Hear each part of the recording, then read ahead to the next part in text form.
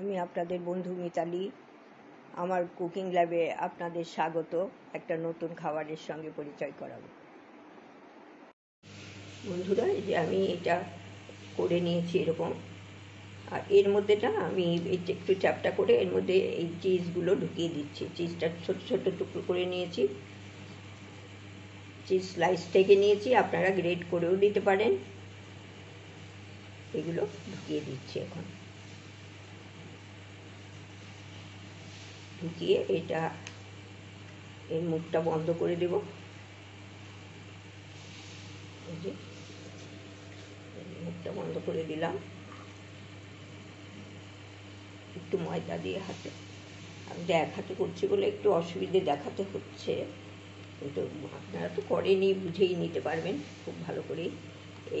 এইটা আমি এরকম করলাম। তারপরে এই ময়দা যে গুলে রেখে দিয়েছিলাম সেইটা আমি এই ডিপ করে নিচ্ছি, আর এই বিস্কুটের গুঁড়োটা দিয়ে দিচ্ছি। বিস্কুটের গুঁড়োটা এর ওপরে দিয়ে আমি যেরকম আপনারা চপ করেন, আমরা চপ করি সবাই, সেইটা করে নেব। এইটা হচ্ছে চিজি আলুর চপ, চিজি পটেটো স্ন্যাক্স। এটা খুব খেতে ভালো লাগে। আমি একদিন করে দেখলাম, তাই আপনাদের সাথে আবার একটু শেয়ার করছি। এইভাবেই আমি সব গড়ে নেব। বন্ধুরা, এই যে আমার চপ গড়া হয়ে গেছে। এরপরে আমি 10 মিনিট ফ্রিজে রেখে তারপরে আমি ভাজবো, তখন আবার দেখিয়ে দেবো। বন্ধুরা, আমি তো কড়াইতে তেল দিয়ে দিয়েছি। ওই চপগুলো তো 10 মিনিট আমি ফ্রিজে রেখেছি, তারপরে আমি এই ভাজতে দিচ্ছি।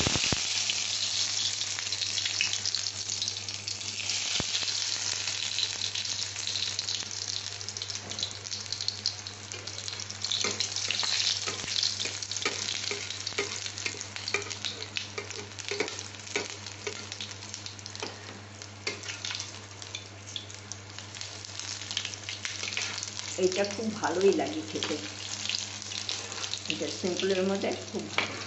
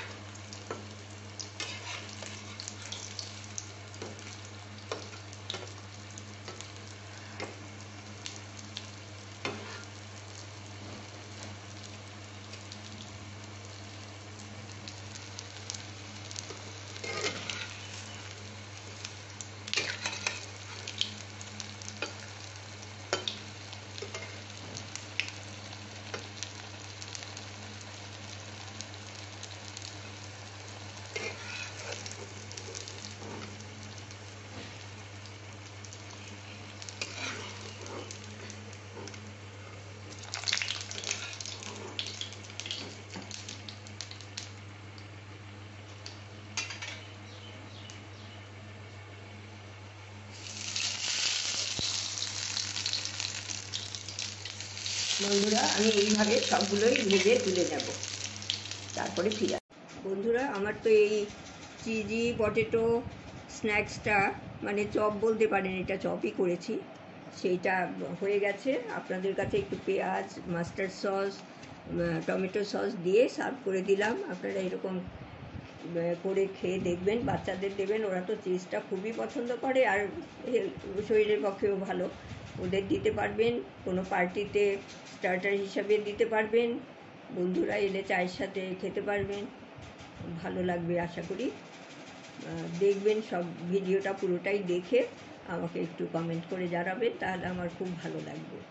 ভালো থাকবেন, সাবধানে থাকবেন। Thank you so much.